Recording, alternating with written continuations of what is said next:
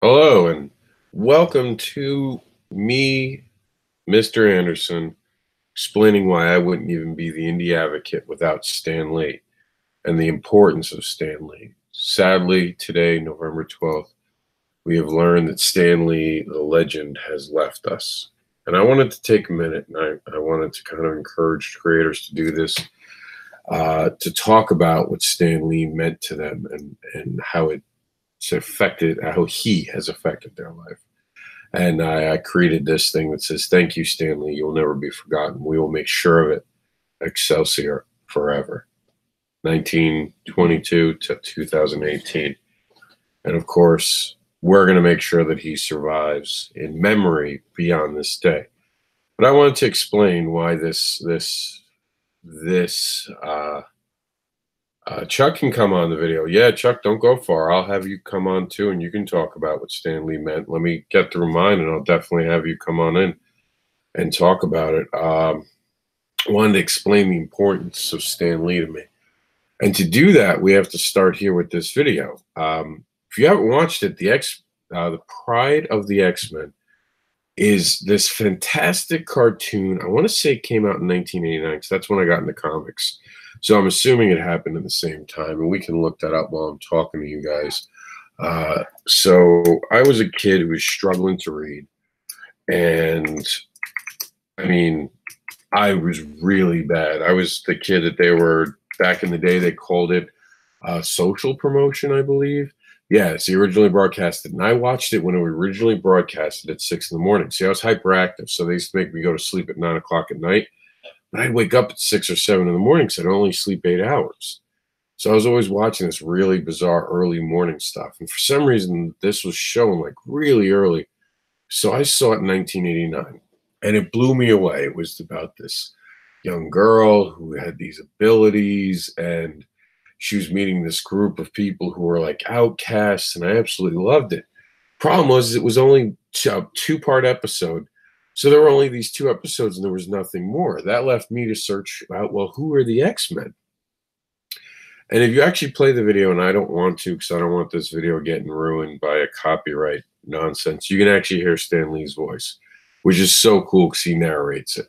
And I watched that today before going live now with my son, and we watched it together, and he sat on my lap, and we watched it on my phone. So it was a really cool moment I shared with him. So in the 1989s and 1990 that came next to it, this was the X-Men that I wound up seeking out. I read a lot of the classic X-Men. I read the X-Men that was going on, and at that point, this is the Uncanny X-Men was where I was at, and I was checking them out. I was learning about New Mutants, X-Force. It was just a fantastic time to be a comic book fan. And I remember this being one of the titles, and I saw Storm as a young kid. I remember meeting Gambit for the first time, and it being that introduction of the character. And I remember feeling, whoa, this guy's going to be important. And so I didn't just learn to read by picking up a comic book, obviously. So what I would do is, on the left side of a table where I was sitting, I would have the comic book that I'd just gotten. And at that time, remember, I'm only 11, so I'm an 11-year-old. It wasn't always easy to get my hands on comic books, but luckily there was a store that no longer exists called the All Night Stand, and it basically was like a magazine shop with comic books in it. So I was able to get my hands on whatever they would have, which luckily was always X-Men, because X-Men was always going on. So I would have the book on one side, I would have the comic on the other, and I would be looking up words to learn how to read. And that was all inspired by the X-Men. Without this comic book, I wouldn't have learned to read the way I did. Maybe eventually someone would have taught me to read, or maybe I would have learned it, but the way the comic books inspired me to read, and having read a dictionary and the big words that are used in dictionary really helped me get a deeper dialogue and a better understanding of comics. None of this is possible without that first X-Men issue. And for those who don't know, and I don't know how you would not know this, X-Men #1, we'll go to the very first issue here. This was written by Stan Lee. And if you haven't read it, it's actually an interesting comic, and I definitely suggest reading it. I am blown away by the fact that this comic could change the world.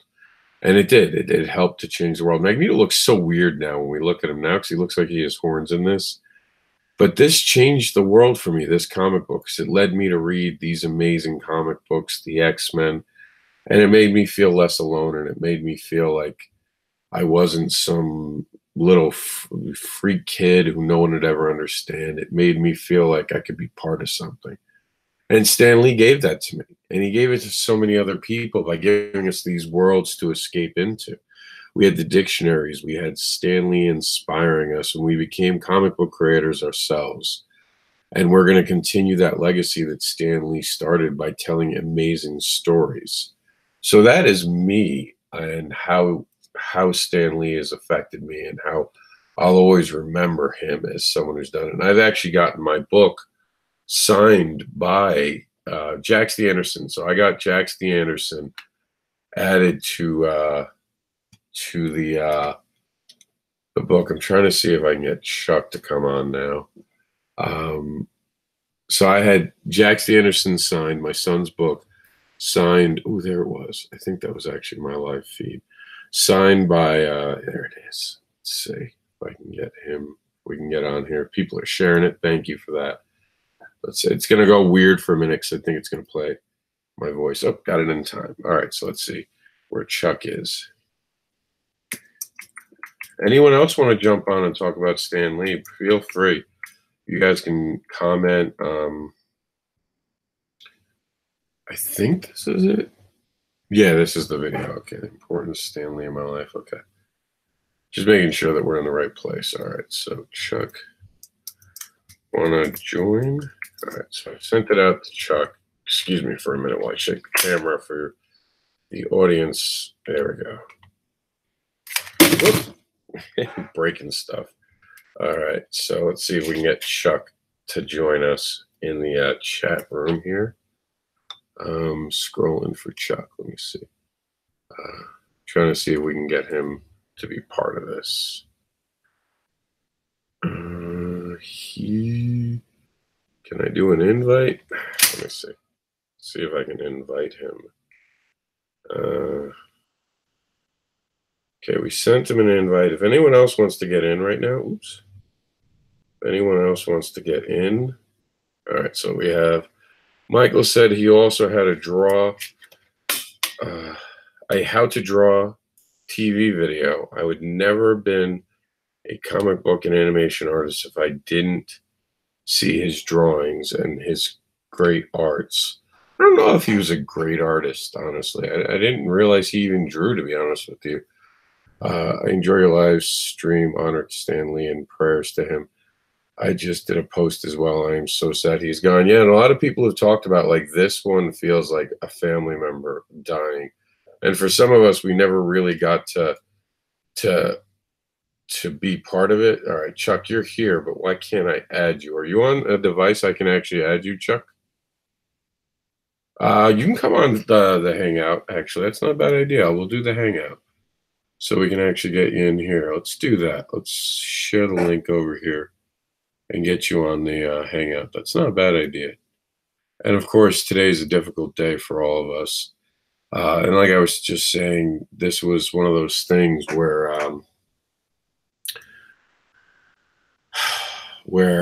we've lost someone who feels like family. And sometimes there are people who inspired you so much, and you might not have ever talked to them.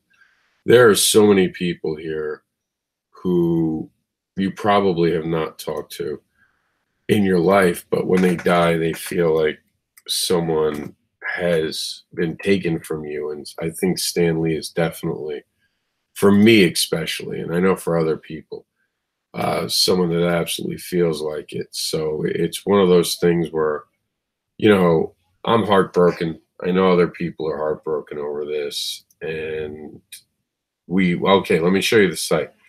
So our site is going to look like this. Whenever you go to Indie Advocates now, this is our static homepage. Now, we were suggested to turn to Marvel Red.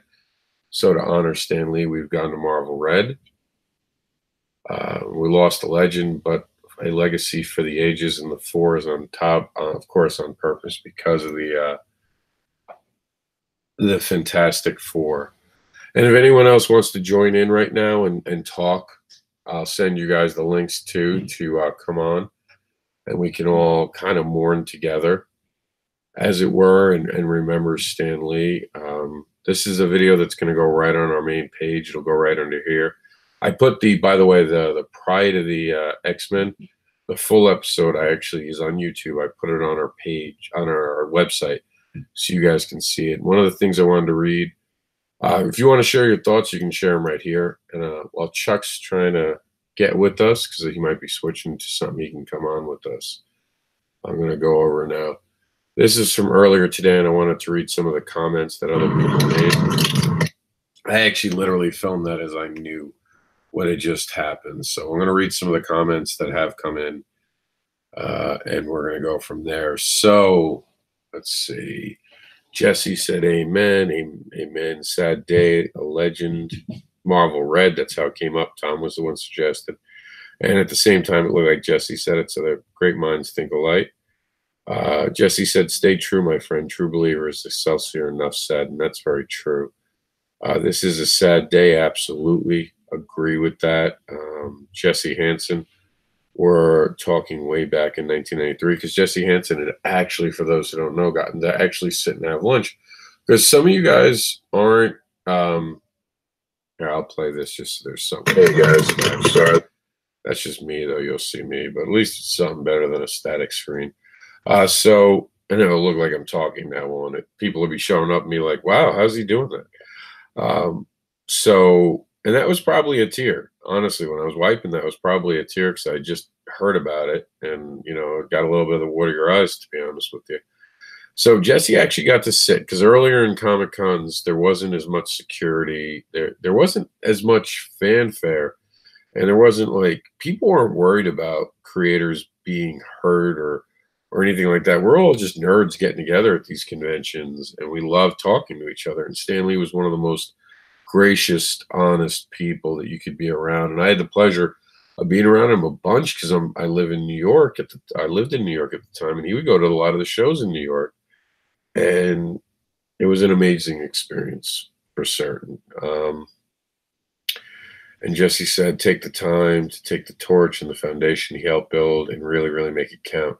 As someone that met and hung out with Stan early on in my budding career, he would have wanted a major move to continue on, but also take a moment to show respect where respect is due. And that's kind of, some people have said, like, about us going dark, not producing any new threads after this moment. So we're doing this at sundown on purpose.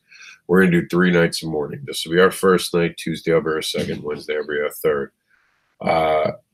We're taking the time to show respect to a man who earns it. I know he would have hated it, but respected what we were doing and appreciated it.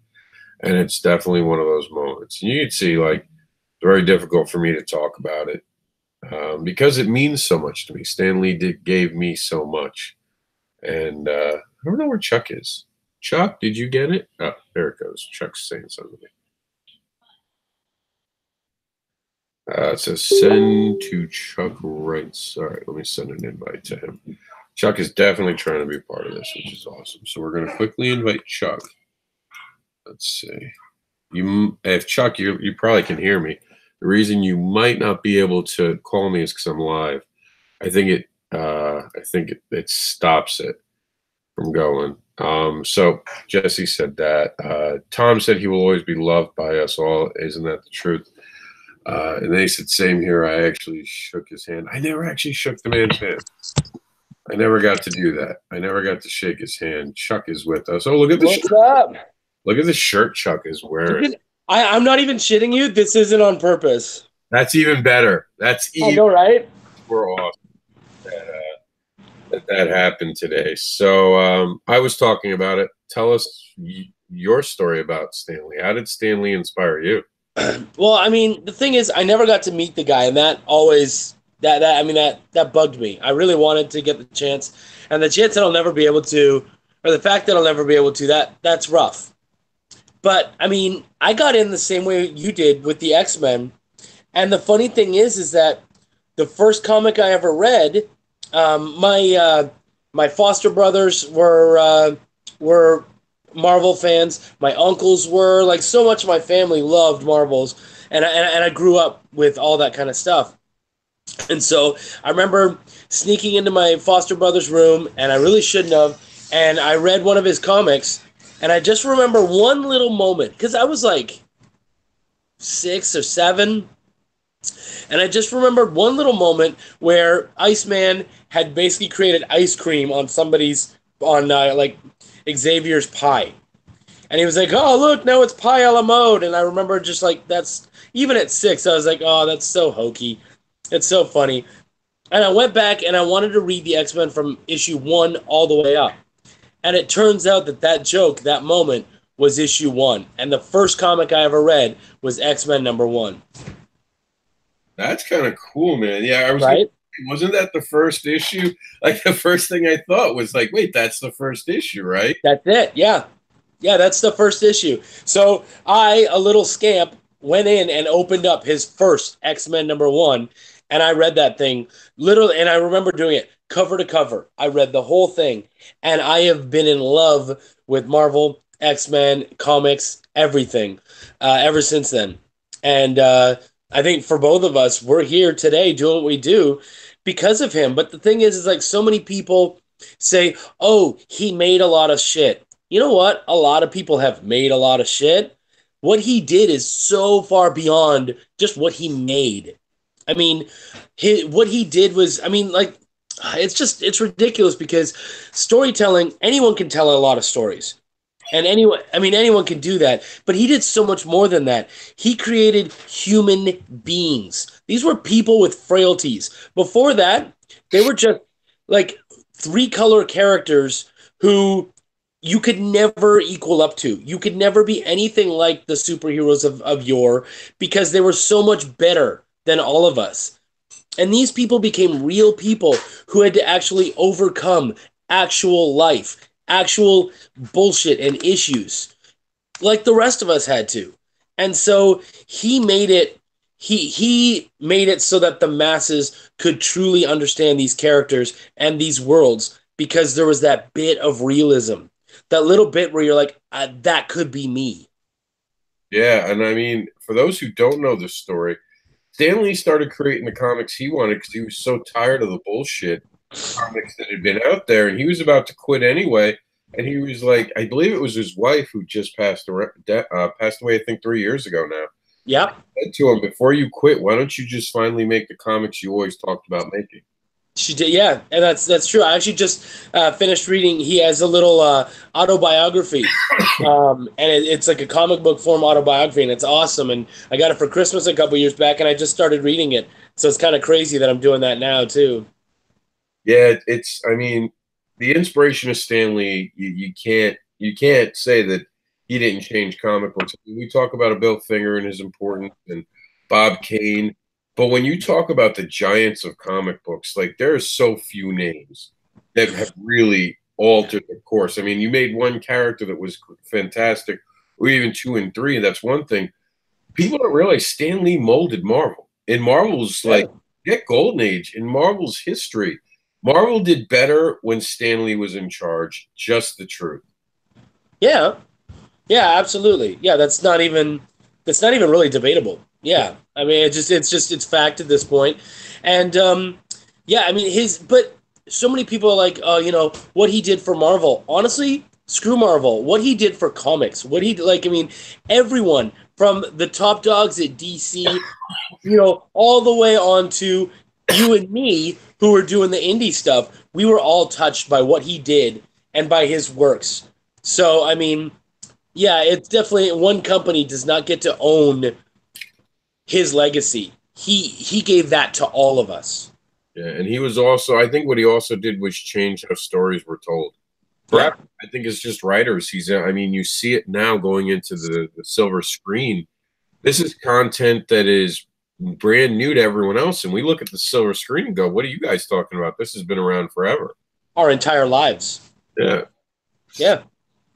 And the other thing that he did that a lot of people forget about is promotion. Mm-hmm. Comics were kid books, or they were They were, stuff that the troops would read. Like they had those really hardcore like military books, but they were always like offshoot things. The average citizen did not read comics, and that's changed, or at least even if the average citizen doesn't read comics, they definitely understand it and they know a lot more than they ever would have 25, 30, 50 years ago, Oh yeah, I mean it is. Tommy even said he grew up on X-Men, and I mean, stop me if I'm wrong. Incredible Hulk is his. Yep. That's his. Fantastic Four is his. Uh-huh. Spider-Man Most, is his. most of the Avengers, yeah. Yep. I mean, yeah, Iron Man was his. Wasn't he the one that did Hank Pym, or did no, he took Hank Pym and he took him from that little the man trapped in the anthill, and he turned him into so much more. Yeah, he improved them. He also energized Captain America Yeah. and brought him into contemporary. Obviously, a guiding hand for the next generation Yeah. to take over for him, and he was the guiding light of it all. But I mean, you talk about characters. You get Wonder Woman, Batman, maybe Aquaman. That's debatable, and Superman for DC. But those were all different creators. Like you look at it, they were all created by different people. You talk about Marvel staple characters besides Deadpool, which, by the way, Deadpool's introduced in an X-Men title. Let's not forget that he was inspired by an X-Men title. So back to Stan Lee as a creator, because that was all an extension of that. Yep. You go back to Marvel, and the biggest names in Marvel outside of maybe Deadpool and now Miss Marvel, and which technically Miss Marvel, I think, is a Stan Lee character too. Could be, yeah. I think he's the one who turned Mr. Marvel into Miss Marvel. You'd have to go back and I'd have to read that, but I'm pretty sure he had something to do with that. I think Carol Danvers might have been in his run, yes. Yeah, yeah. So So at least that. you have these characters that are now iconic in Marvel that people still want to play with. People still want to know about Spider-Man. They want to know about Thor. I'm pretty Yep. sure, well, Thor is not his creation. The Thor that we know in Marvel has definitely been guided by his hand. Yeah. And I believe actually Thor in Marvel is his creation. Well, I meant Thor the characters. Yeah, of course. Yeah, yeah, yeah. We're on the internet, so someone will tell me about how Thor is a Greek god. Like I don't understand that. So I'm Yeah, just right. avoid that. That just to clarify, he did not create Thor. Thor is a real. If you're a Thor, actually. Yeah. But yeah, I mean, so much, and even like just all the other characters that he built and grew upon, and I mean, even think about like even his effect on the other houses, like the characters, the even like the DC house, they had to make some serious changes after Stan Lee started doing his stuff because their characters needed to be stronger, and so even even the other houses had to step up to what he was doing. Yeah, and I recently read a whole war about the Marvel DC war and how like they were always not getting it in DC. And to this day, you could actually go back to the same thing, and even in their movies now, they don't understand how to capture characters. Yeah. And Yeah. that's like we said, there was and I always say this about my books, and I think I get it from the X-Men. The humanity of that book really resonated with me. Forget the powers, forget everything else. It was how much pain and suffering they were in that made me Yep. feel so much less alone in the world. And that's what inspired me to become a reader. And I don't think people understand that. Yeah. They were real in a way that nothing so many other mediums weren't. Yeah. So many other things that we read and enjoyed, they just weren't as real as what he was creating. And then, of course, all the greats that came out of him and what he was doing and were inspired by him. And even, like I said, trickling down all the way to us who are still trying to take those aspects and make characters that people can say, that's like me. Like I could be like that person, or I can imagine that because that's real. Yeah. And again, if anyone wants to jump in and talk with me and talk about the importance of Stan Lee, please do. What do Yeah. you think? Like, this is going to be one of those things. Like, I mean, I wrote a letter to Stan Lee that he put in a comic book, and it's in one of the X-Men books, and he answered me. Oh, wow. He was one of those guys that was so reachable, and you could write him, and he would write you back. And it's sadly enough, I actually had it destroyed during Irma, the actual receipt I got from Marvel. One of Oh, the things you don't get to keep again. But he had actually written back to me, which, I mean, I'm sure it was just a copy of something that was sent back. But it was the fact that he took the time to even do yeah. fans, and it did get featured in a his back page, which I could not remember the name of it. I think he called it the soap The soapbox? Yeah. box. Okay, yeah. Because I was trying to think Yeah. how I could salute him, and I finally decided, instead of taking someone else did, I created my own lettering. I don't know if you saw it yet. I'll Which? the thank you, Stanley. No, yeah, yeah, I did. Yeah, I saw it earlier on the show. Yeah. That was my way to, because I thought, what's the one thing that I would really want to do right now if I could talk to him? Like, if I could have one more thing to, like, a quick conversation with him, what would I say to him? And the first thing that came to my mind was thank you. That was it. Yeah. You know, Yeah, so I mean, obviously, and I'm sure you're getting the same thing. I've had tons of the comic people and even people who aren't into comics and understand that I am a comic guy getting in touch with me today. And so it's been really tough. And one of the guys was our good buddy Eric Cockrell. And his status, like so many people are have created these big beautiful statuses. I haven't even been able to talk about it. Like, this is honestly the first time I've been able to really say anything because it hit me. yeah. And his status was dot dot dot. That's all it was. But I knew exactly what the hell he was talking about. And so I just said, man, brother, I'm right there with you. There's no words for it. And so he and I talked back and forth, and it's just like flowery words, all that kind of stuff. If that's where inspiration took you, great. But I don't have that right now. All it is loss. Like, he is in a better place, but we now have the burdens of his legacy on our shoulders. So I think my question to you, and hopefully to any other creators out there, is what are you going to take from his legacy, and what are like, how are you going to try to keep that going? What about what he did are you going to hold as your torch and continue forward in comics? Well, as much as, I'll be honest with you, as much as, like, I always give credit to Dirk Manning and to Victor Dandridge and Buddy Scalia for being the inspiration behind Indie Advocates, I couldn't say that Stan Lee wasn't in my mind for everything he has done for regular comics. Like, when I look at what he's done for regular comics, I instantly think about what I'm doing, and I think he's always the comparison. To be honest with you, Yeah. when I create characters, I think about how much he inspired in the early works, because Batman's a great character, but Batman's not a character that you can crawl in bed with and suffer with. Yeah. You know what I mean? Yeah. That wasn't that type of book. Batman was the book you got your rage out in. And Yeah. to this date, DC's done beautiful books, and I love DC, but they don't rip your heart out like Marvel did. Marvel Yeah. absolutely knows how to pull on your heartstrings, and when life is shitty, and we all do this, when something's really bad, what do we want to do? Read something that's shittier. Somehow someone who's going through something worse. And Yeah. Batman and Spider-Man have Yeah. always been those types of those characters, like they Yeah. I know who we can read today. X-Men is always doing worse than I Oh yeah. am. Oh yeah. No, well, for me, if you check the last page of Welcome to the Void, I have a letters page, and it's called Letters to the Void. And it's because I grew up loving to read the letters pages, and I loved having that connection with the audience. And that connection with the audience, that comes from Stan.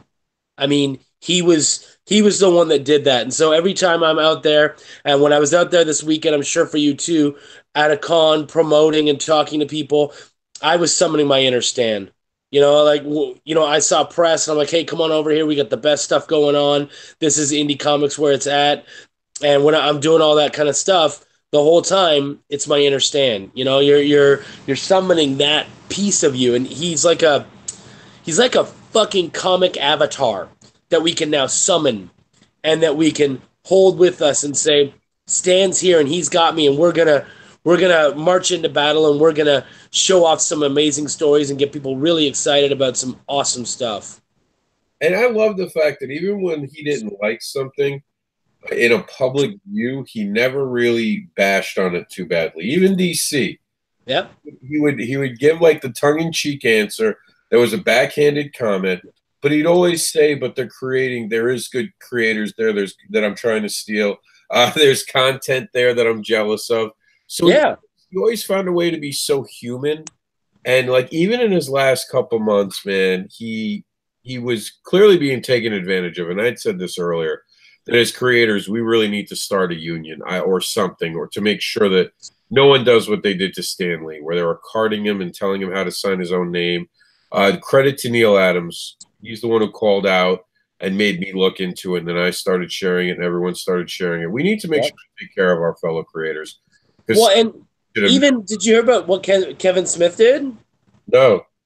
Even Kevin Smith had said, "Hey, Stan, if you need somewhere to stay, you can come and stay with me and my family, and we would love to have you. And I would do whatever I can to help out." So yeah, like a lot of big people step the fuck up, because even guys like that, guys who to now, like I mean, now to us, Neil Adams, Kevin Smith, a lot of these guys, these are our modern day legends, and they still look up to that dude and go, no, no, no, we've gotten out there and that's great, but he's the dude.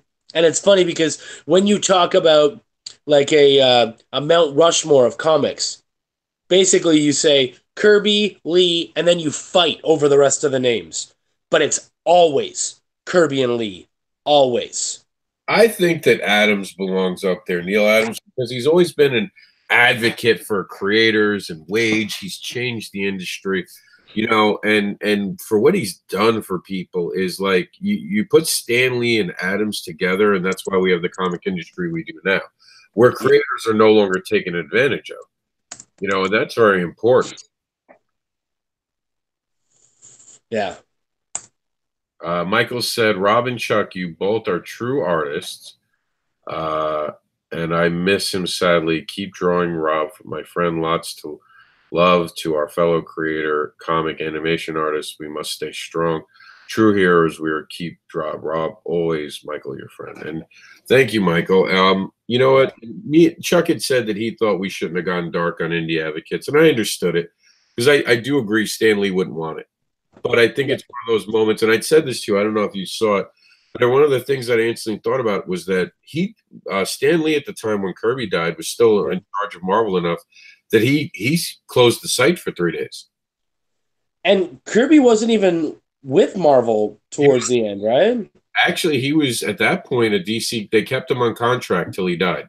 That's what I thought, yeah. It was like kind of a fuck you to Marvel just to keep him on, like the one when Stan went over to DC and wrote the "What If I Wrote Batman" story. Yeah. That we don't really talk about because, you give him the pass. Well, he did it late in his career. And we're not talk badly about him. It was interesting. And if you haven't read it, it is interesting, actually. But it's definitely got that Marvel feel to it. And you could tell that, maybe Stan Lee wouldn't have fit in at Marvel, and you look at the New Gods. Wouldn't the New Gods in DC make a lot more sense in Marvel? They could. I don't know enough about them, but yeah. They always felt like Marvel and DC as a fan. Before I knew Kirby did it, I always said those characters felt like Marvel characters in DC. And then when I found out the truth about it, I was like, oh shit, now it makes sense, because there's a tonal change. And Kirby had that. And clearly Kirby and Stan made great things. And I think if Stan had worked with the New Gods, I think it would have been so much better. And there's a duo that, again, money got involved, and depending on how you view the story, because a lot of people put a lot of blame on Stan, but Stan didn't always have all the control everyone thought Stan did.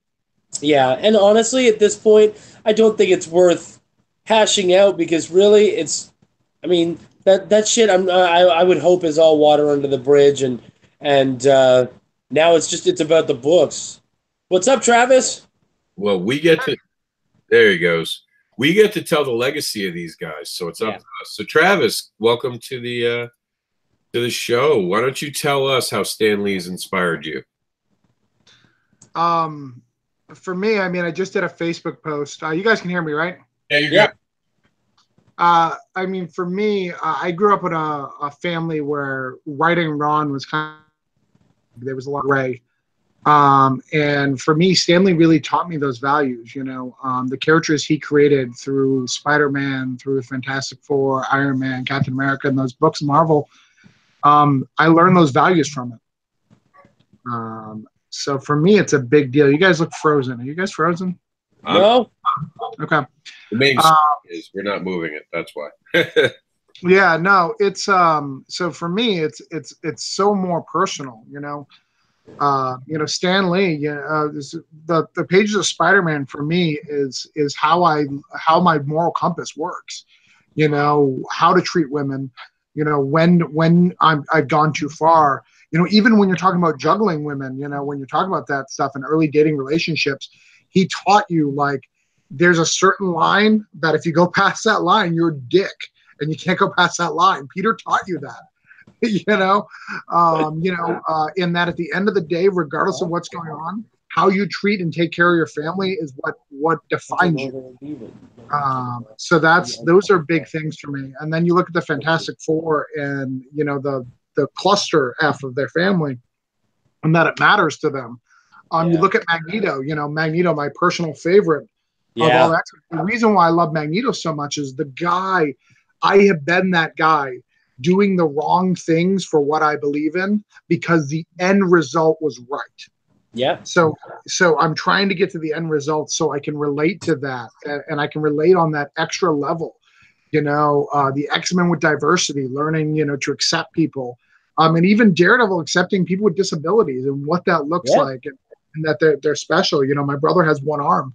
So learning, of these things, all those values were taught by Stan Lee. They weren't taught by my mom. They weren't taught by my dad, my grandparents, any of that stuff. They were taught by Stan Lee and the characters he created. Because I'm a Marvel guy. I bleed Marvel. I love the fact that at the classroom panel, you said something that resonated and really answered the question of the power of comics. When you said, I used to get to see Peter and what he was thinking, and then I'd see what he'd have to say. And I saw that translation that we can't always say what we think. Yeah. That was so powerful when you said that. And I think that kind of answered the guy's question when he said, I don't think comics are important or as, educational. And I think that moment right there really proved how important comics can and are to this date. Because, you were raised on your moral code. To this date, I still think, what would Batman do? What would the X-Men do? What would, even Spider-Man. I was never a huge fan of Spider-Man, but there was so much humanity in Spider-Man, you couldn't be inspired by it. You might not have followed his books, but you liked when he showed up in your current books. Like when he crossed over with the X-Men, it was exciting. How would Peter Parker write a fetish book? Well, you joke about that, but you forget all the covers on all the inside art where Peter ties Mary Jane up. Yeah. Playful thing. So you kid, but I think Stan Lee was one of the few, because there's a lot of leather in some of those comics. Well, and there was a lot of those original guys that were into that kind of stuff. Even I don't remember if it was Schuster or Siegel, but one of them in the later part of his life, that's what he drew, was mostly fetish comics. And the funny thing is, he used the images of Lois Lane and Clark Kent. Like, he made them look like them on purpose as a big F you to DC. So you make a joke, but remember the group you're talking about, Yeah. I think Stan would have written a great book about fetish. I don't doubt it. So what about you, Travis? What are you seeing? One of the things we talked about before you got on here is the outpouring of, like, and someone said this, it was Martha Schwartz had said she was so happy to see this positive vibe going on Facebook for the first time in years almost. It wasn't about politics. It was suddenly we were all coming together and mourning. Yeah, it's so tough for me, right? Because Stan is so personal to me. So I get that fanboy rage, right? Like, you don't know Stan. Like, I grew up in Stan. How many of those, Stanley, because I've read all the original. I've read the original Stanley run of Spider-Man, Hulk, all of them. I've read them all. Yeah. You know, so for me, Ravage 2009, I read that.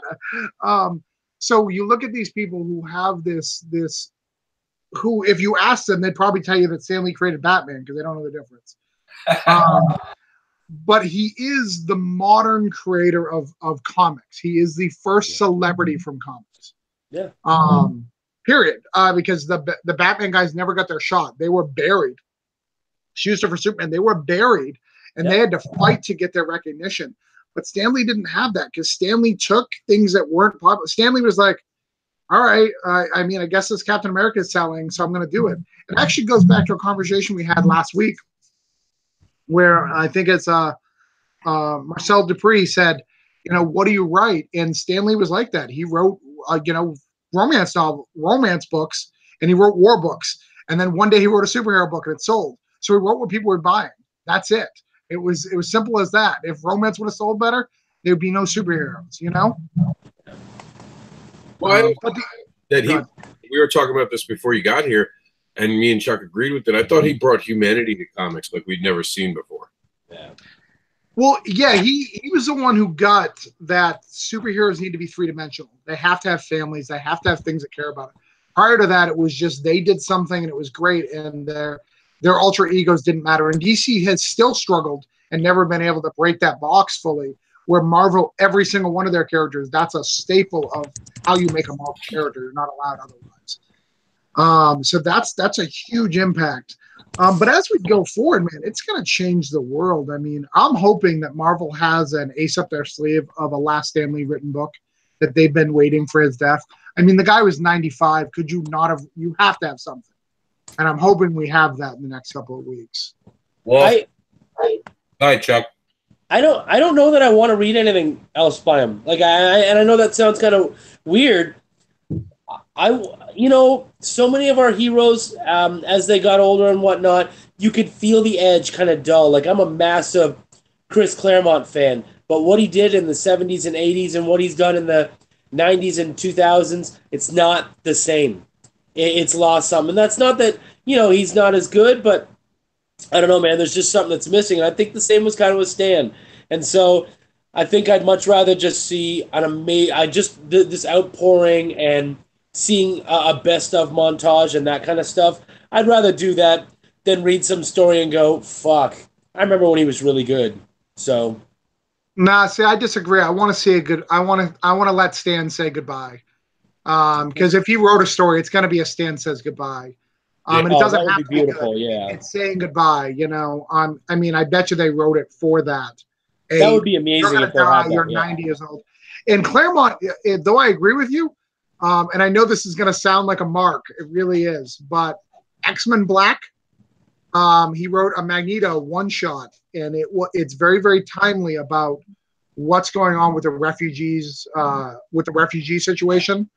And Claremont wrote it, and it's brilliant. It's just as good as God Loves, Man Kills, in my opinion. Yeah, actually, I heard that, and I haven't seen it yet, but I'd like to. Yeah. That's $4. It's $4 book, you know. Okay, I'll get that. Cool. I was asking Rob earlier, and so now I'm going to ask you. Stan Lee, he was kind of a torchbearer for us. What kind of qualities of his are you going to take moving forward to kind of continue to show off his legacy? And what part of that is going to be a part of you as a creator moving forward?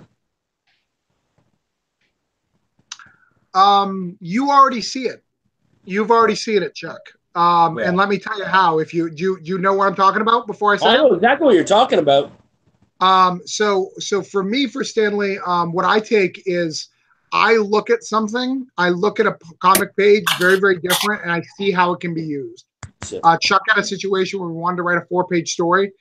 I did it the Marvel way, which is what Stan Lee taught me, and said, here is a story in here that you can use. And I presented that to Chuck, and Chuck then wrote the story. Yep. But you didn't see it from the Marvel way because that's what I was taught. For me, you know, that's how I was taught how to write. And I just recently did it too. I had to have an 8-page script turned down to 6. I wrote it in the Marvel way. The pages are done. and I write my script based on that. So I think I'm going to do more of that because I really, really like it. And I really like the free reign. You know, I'd have to find an artist who are really cool with that, where you can write down the story. And I needed to do 22 pages and I write it. I would write things the Marvel way 100%. And then I think I caught the end of what you said last time in the Stanley soapbox, the letter page, man. Yeah. Like, that guy mastered the letter page. And he was a celebrity. He presented, you know. Yeah. I definitely agree that I think he was the first celebrity that ever came out of comic books. And he did it not by making himself a celebrity, but by being approachable as a human being. You wanted to know more about him. And he had that charisma that I don't think we see or will see again in comic books for a very long time. Yeah. So what about you? How do you pass the torch? Which one of us? You, Chuck. How do you answer your own question? You know what? He when I read his book, one of the things I loved is that it wasn't masturbation. He wasn't just saying, "Oh, Stan Lee's awesome. I'm so great. Look at all the shit I did."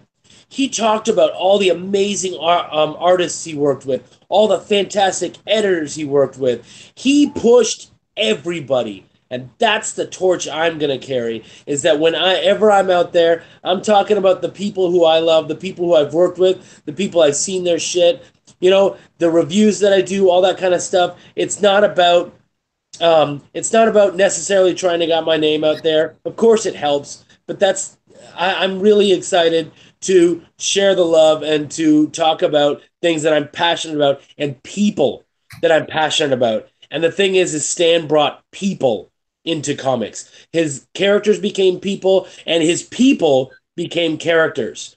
And so, yeah, man, that's what I'm gonna do, and I think that's my biggest thing. That's how I'm gonna carry the torch.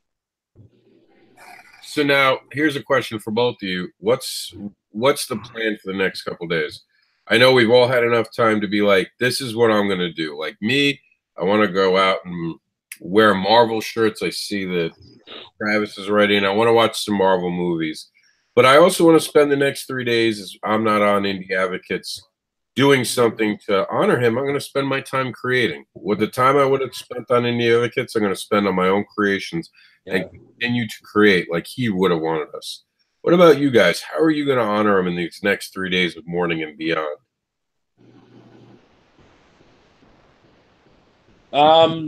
Okay. I can jump on this.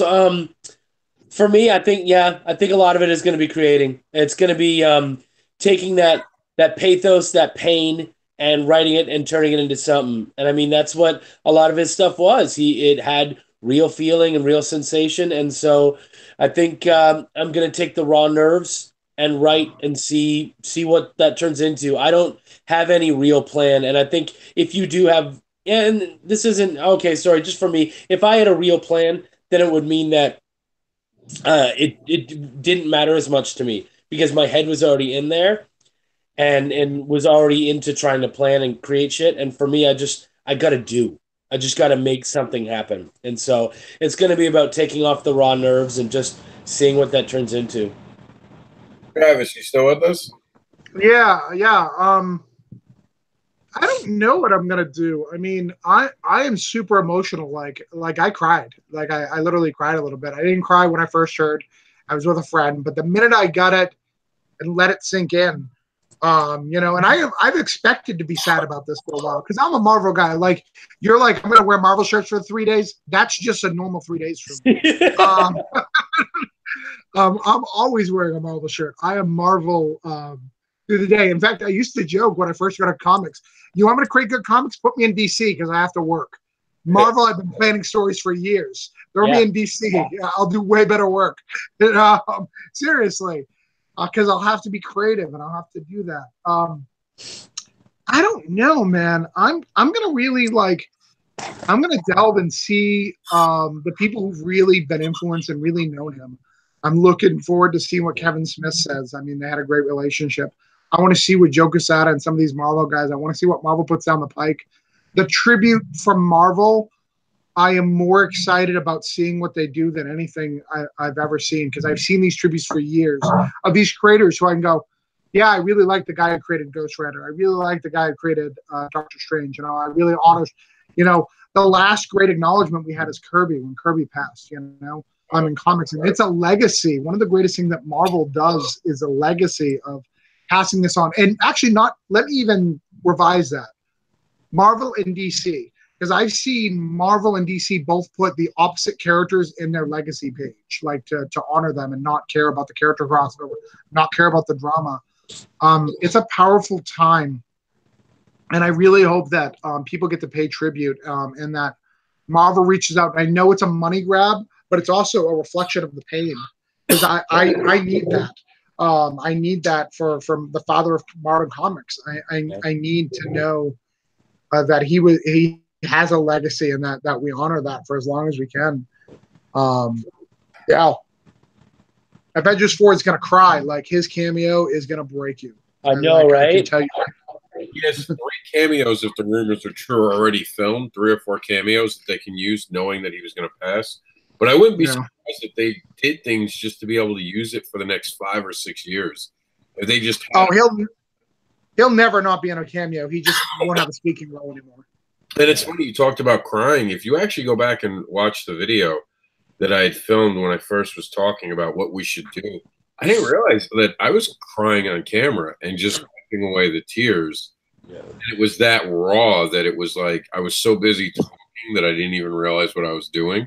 And I can tell that was like me wiping away the tears because I can see my eyes at a certain point in the video. And it does hit you.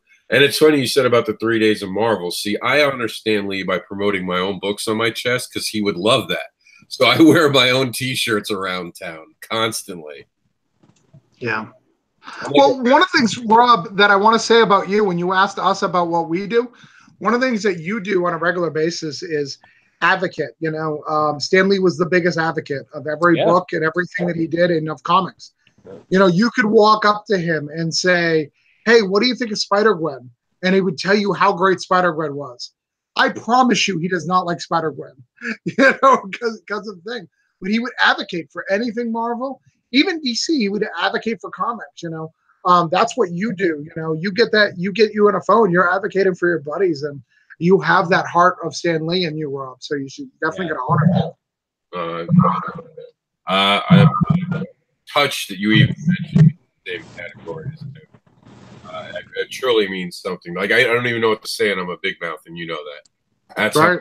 That kind of hits me. But, I mean, I did say earlier today that he was our biggest cheerleader, and we lost the biggest voice in comics because he was the only guy who never, ever picked a side, really. Like you said, he picked creating in comics. You see the fair amount of trouble as a playful rivalry should have, but he really wanted comics to succeed. And I'm so happy that he got to live to see them on the silver screen. Yeah, and done well. And done well. Yes, exactly. And I mean, I blame Thanos. Thanos flipped he snapped his fingers, and look at all the shit that's gone wrong now. Look at all he's done. The one thing his finger snap should have done was change the president, and we would all be happy. No one's happy about that. That's what Thanos should have done. I know how to fix this. And there'd be a new president. We'd all be happy. And Stan Lee would be alive. I blame Thanos for everything in 2018. Yeah. So what do you think? How do you think do you see, and I think this should happen, do you see there being tributes in comic books coming soon? Is this going to be like a cash grab or an honest tribute coming? Both. Yeah. Because, I mean... Yeah, you have to. You have to. You cannot allow the creators to not allow their creation to express how they feel about Stan Lee. I mean, art is about expression. And if we are not allowed to express how we feel, then it fails. And it's got to be bigger than anything else before. So that's going to be the big thing. But what's really going to be interesting is watching DC. I mean, Stan Lee did, I think it's a total of 10 books in his entire career. So he did the main, the Stan Lee Presents, and where he recreated a few of the books. And then he did some backup stories and a couple of the crossovers. And then early on in his career, they did a couple of small things. But I'm curious of what they're going to do over at DC. Yeah. That's actually going to be more interesting than the Marvel side. Marvel's going to go big and celebrate, but what is DC going to do?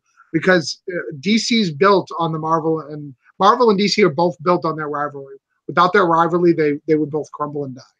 Yeah, they're the comics version of Pepsi and Coke. Right. Yeah. Yeah. Honestly, you know what I'd love to see, and this might be out of the park, but maybe it's just time. I would love to see a crossover where they kind of make Stan Lee's passing the driving force, like call it like something in the universe is out of whack because a void has now been made, and they all have to come together and have little battles and do a proper crossover like we haven't seen in decades. I would love to see them do that to honor Stan Lee. I think I would love to see, and if I was an artist, I would shut this video down and start drawing it right now, and I would love to see a casket, and the casket and all of the pallbearers are different characters, and most of them aren't even characters that he created. I would love to see Superman carrying one, and fucking Wonder Woman in there, and then, Spawn, and all these different characters, because even though those aren't characters that he created, the characters he created are in the crowd. They're crying. They're sad. They're watching this. And the other ones are the ones who are going to carry that into the future. And so I would love to see something like that where this mass of different characters, and throw some Marvel characters in there too, are carrying that casket. What do you think? If you were given the run right now to do something like that, what would you do, Travis? How would you honor him? Well, again, first, I hope Stan Lee wrote a goodbye. Like, I really do. One of the things that Stan Lee put himself in Marvel Comics a couple of times, I hope he gets to say his goodbye, because those characters are known to him. Like, in the Marvel continuity, they're known to him, like, through various times that he's got. Yeah. But I really want to see people.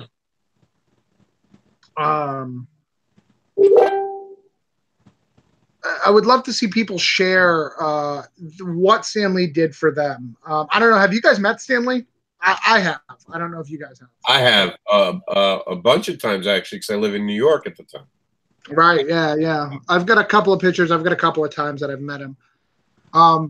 I'd really love people to share and write their stories. I'd love to see a commentary of taking, the best stories that Stan Lee wrote, like a Spider-Man story, and then people talk about how that comic influenced them, like the comic's greats. Instead of like rewording the work, write it as it was, show his legacy, and have like, here's why this influenced me. Here's why.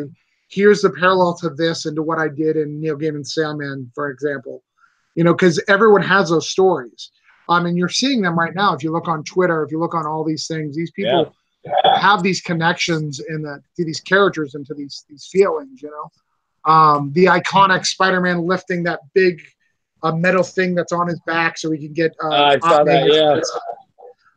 That's one of the most iconic moments, the wedding of both Mr. and Mrs. Fantastic and of Mary Jane and Spider-Man. So what I would do is really take those together and write analogies, but I'd really give them a good 2-page thread. I would do a carrying the casket of just Marvel characters. I really would. I do like the death of Superman, just with Stan Lee. Like you need to get that of the artist, of together. And I would maybe even do a piece of him and Jack together, of I've actually seen those. They already have some of those coming out now. Yeah. Creators are writing right now. They're drawing, and it's not for money. It's because they're hurting and they're not sure what to do. Yep. And it's amazing to see the bullshit in for a day where we're all just talking about how we're in pain, and it's very supportive. I think I saw one creator like take a misstep on it and go something about put your sad moment right here, and he got like barbecued right away. But not in the way you would think. People were just like, this isn't the time for that. You're not clever. Yeah. And it was really classy. Because I think that Stan Lee was that kind of classy guy who we should have been talking about what would Stan Lee have done with Comic Gates. and all that bullshit. You know, what would Stan Lee have done? And maybe we need to take a deep look and just in 2019 go back to a pure time of creating. Not necessarily content, but just how we create and how we support each other and allowing people to have a voice. Because that's what Stan Lee did. Stan Lee gave a voice to people who never had a voice before that. Yeah. No, that's absolutely true. And what we've seen in the last couple of hours and stuff is everyone's funny because everyone knows who's seen Stan Lee in the last 4 years knows. I mean, the guy was they were just kind of, he didn't need the money, but he was going to every event and things like that. You know, he was barely, when I last saw him and took the picture, I wasn't allowed to touch him, because they were afraid he would get sick.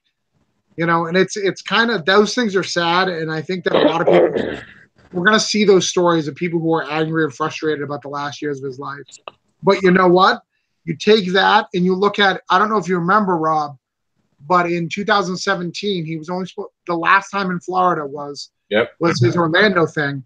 And then he did Tampa because of a hurricane to give back. That show. He did an extra con to give back because Stan Lee gave back. And not only did he do it, he did it for free, and he made them actually give all the money they raised with his pictures to charity.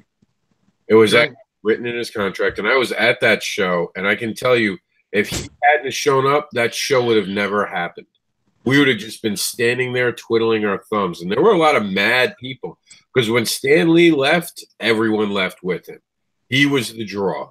But I mean, I'll be honest. I have to thank Stan Lee because he gave me a good weekend. Everyone else complained about not making money. Guess what? That was the first time I had 3 titles. I didn't do bad. It was really a pretty good show for me at a bad time. So him being there really meant something, and that was the type of stand-up dude he was. So, and I agree with you. We were talking about this, me and Chuck, that I am angry. I saw him on probably a good day for him, but he was being rested and all that, and he was coherent. He had made comments that were really cool when he did his panel, but you could tell the legs were coming out of him, and the videos that came out after were absolutely disgusting. Credit to Kevin Smith, credit to Neil Adams for all stepping up and saying this is wrong. But we need to do that for each other more. I was talking to Chuck. I think that one of the things we need to think about is maybe forming a union with healthcare, because how often do we see fellow creators now on GoFundMe's? Well, the Heroes Initiative does that. I mean, that's what it's there for. Yeah, but they're not able to help enough. I think that if we all maybe turned it into some sort of unionized thing, so I mean, that's what they have for the Actors Guild and the Writers Guild. Yeah, I mean, again, that's the point of I'm all about not recreating the wheel, if it's there. Well, if we could expand that, that'd be awesome. Because my point is, I think that if Stan Lee was part of that, they would have never let that happen to him. What happened? Yeah. I think they would have stepped in and said, "Nope, absolutely not. Look at him. He needs to rest." And I'll never forget the last video he gave where he talked about he was having trouble seeing. Oh no, the last video would have been the Thanos snap. Now, right? Well, the last video he came out against that guy who was abusing him. Oh, did he? And he apologized that he was manipulated, and that was the last video I saw anyways. It's just horrible to know that such a legend was treated so horrible. And he needs an app. Weston's trying to join us, so but I agree on that. So gifts. So talk to me about the importance of comics going forward without Stan Lee. What do you think? Do you think he's inspired us enough to continue his legacy? Do you think it'll come from indie? Like, how do you see Stan Lee in 10 years influencing this? I don't think there's ever going to be another Stan Lee. I think there's never going to be one spokesman for comics. We've gone too far away from each other. There's not one person that's. I mean, the biggest we have right now is Robert Kirkman, who bashes Marvel and DC. I mean, we have no advocate for comics like one guy who has made a name for himself that has that back, as far as I can tell. What do you think, Chuck? Yeah, I mean, yeah, there is no one person. I think what we need to do is we need to be a unifying voice. One voice is not going to be able to match what he did, but those of us who can come out together and create a chorus of just absolute and honest love for the medium and for the people who stand in it and are trying to make it great. I think that's the way we can best do that in the way moving forward. And I plan on adding my voice to that. And that's my plan moving forward, anyways. What about you, Travis? I said it first. I mean, I think there's never going to be another Stan Lee. Like, there really isn't. No, I meant about the chorus. Like, do you think that could be? So I agree with him. I think Chuck's already part of that chorus. Do you think that as a group we could possibly fill the shoes of Stan Lee? No. That's fair. That is fair. I don't want to fill him. I want to just hold as much of that spot as possible, you know? I want to keep the door open for creation. Yeah, I mean, Stan Lee did something remarkable that we've kind of figured out. So until we find someone else who can figure something else out about comics that we haven't done before, there is not going to be another Stan Lee. He created a unique style of telling it and a way to make it take off. And then he figured out a way to get it out of bankruptcy. You know, I don't know if you guys remember, but when Marvel went bankrupt, he took a lot of his stuff to try to get it back. He tried to do a lot to do stuff. I mean, the guy was just stand up. He fought for creators' rights. He fought for, union type stuff, that like you're talking about. Marvel better not get rid of Stan Lee Presents on every Marvel comic. Like, that's gonna upset me. Yeah. I know that they probably have to pay for it. So I know eventually it'll probably leave. I know that's probably part of his contract, and I'm glad that went away. But I mean, the guy deserves it. And it's sad that his daughter didn't write. Like, why didn't his daughter write? Why? And not everyone needs to be a generation of stuff. But I think that what we need to do is really, see what Stan Lee did and why he did what he did, and try to view comics like that, where it's a positive experience that's going to bring people together and unify generations, because that's what he did. Young, old. He wanted us to come along together and alongside. I agree. I don't know. I know that there's going to be a hole that can't be filled for certain, and everyone is going to be spending, I think, the next 3 days really reflecting on everything about comics. There's no way to not start looking at comics differently now, knowing he's gone, and kind of looking towards the future, because even though he hadn't been involved in it, it almost felt like the Godfather of comics were there to keep it okay. You know what I mean? And now the Godfather is gone. Right.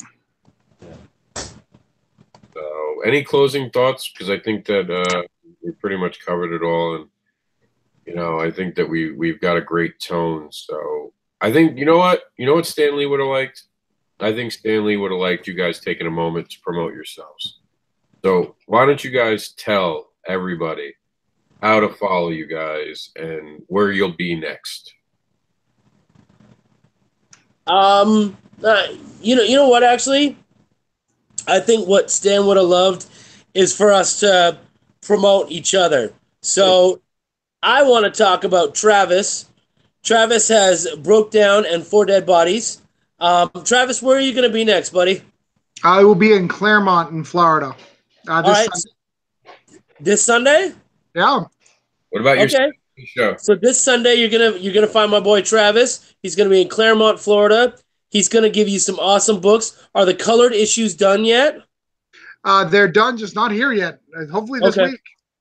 All right, but if not, you can still pick up the noir editions, and of course he's got that awesome swag. I can't wait personally to get my air freshener. Because Yeah, we're dude, that is selling it like this week.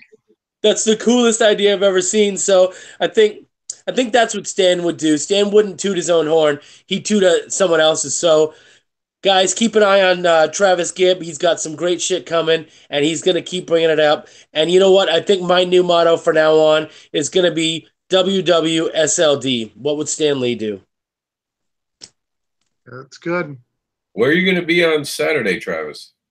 Oh, I'm just kind of hanging out there as kind of a guest, as a friend of the show, but I don't have a table or anything.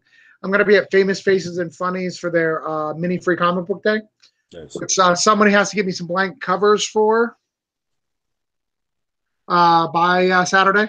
But yeah, so that's where I'm going to be. But let's go to Rob next. Rob, where is this event? I should know because I looked at the website. Fort Myers. Keith Griffin is gone, so that's upsetting. But it's still going to be a great show, I believe. People fall off sometimes. It happens. But we've got a great show coming up. Rob is coming back. Rob has a new supercharge for Fetish Babies. I think you guys should get these copies because they're collector's editions.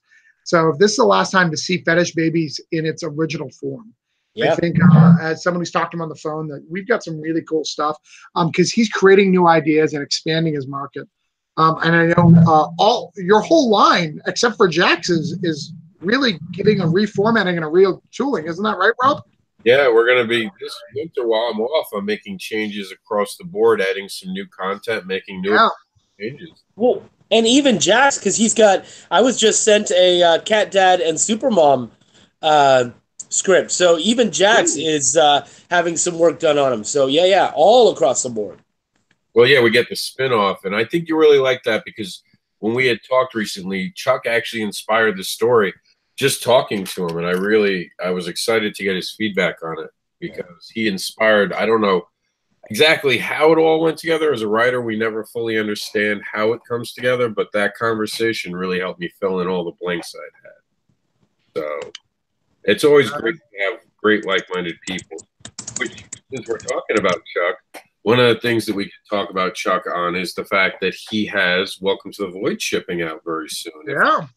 Yeah, I got my mailers coming in. I should have them shipping out in the next week or two. I just got my first. I was at my second con this weekend, and honestly, I swear that I was summoning my inner Stan Lee because I was out there promoting. And honestly, our table, out of all the comics tables, was probably one of the busiest. And I was just having a blast. And I sold a lot more of the other comics. I actually sold an entire Fetish Babies bundle. There was a woman who came by and she's like, "Oh, I love this idea."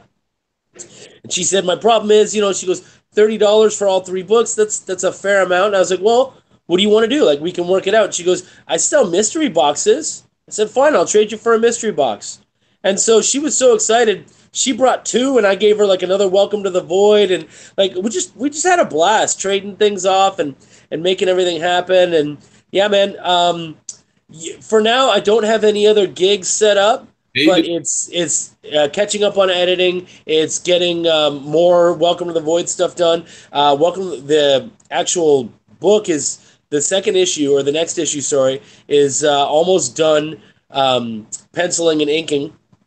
And so that's going to be early next year. And then we also have Belial coming out soon. So things are not slowing down, and I don't think Stan would want them to. So I'm not going to. Well, 2 things. One, you do have another appearance. You're going to be in Orlando in 2019. I'm going to be in Orlando in 2019. That is right. My wife is so excited about that. Yeah. Yeah. And 2, what was in the box? You can't tell us about a box and not tell us what was in the box. What is in the box? You know what, man? He actually had a comic. It was kind of cool. He had a mystery comics box, and there's tons of stuff from like older X-Men to Prophet to like just stuff all across the way. And I actually got so excited by the mystery box. I said, what do you do with these? He's like, I just grab random comics and put them in a box and get rid of them. So I gave him 4 issues of Welcome to the Void signed, and I said, "Can you please throw them in your mystery boxes?" And he said, "Yeah, but they won't make it until I'm out in in New Orleans, and I said, well, I'm not going to New Orleans anymore, or anytime soon. So now my books will be there, and that's awesome to me. So yeah, it was that, and then they also gave me a regular mystery box, which was like I got a one of the Funko Pops from Valerian and some thing like a Krusty the Clown Lego. Like there was so much crazy stuff. It was hilarious. Now, the one thing that Chuck isn't saying is that behind the scenes, Chuck's also been a great inspiration and a huge supporter of indie creators like few people on the planet. He's connecting people. He's brought together a network underneath him. His work is honestly inspiring how much he helps other people. And people have begun to lean on him. And I'm always proud to see how much he's always willing to help, even though I think that he's stretching himself thin at times. And we've talked about that. And I've talked to him, just watch that because people will take two more than you have. Yeah. And he's one of those dudes who definitely is willing to give everything he has. And Travis did too. Travis in there, you both are working on the Advocator right now. And going into that. Yeah, let's talk about that a little bit. I've got a lot of announcements that I haven't announced before. And Chuck doesn't even know this. Broke down Four Dead Bodies 2. The last we have one more page left to be inked and drawn. And my guy will probably get it by the end of the week. And we're gonna go live a little early. We cut down the page count a little bit to get it out early. We're gonna switch to a 4-issue miniseries. So it's going from 3 to 4. So okay. You're getting some more books in there. So that's super exciting. Called Rob about that, so that's pretty cool. The Advocate, I mean, we're almost done. I mean, we're putting it together for the Advocator for the people who need to see it. And you know what? Speaking of Stan Lee, it's kind of his thing, right? It's the Advocator presents, and it's all these characters, you know. I was thinking that too. We should, you know what we should do? We should dedicate the first issue, Tim. Absolutely. Ooh, I would love that. I would love that.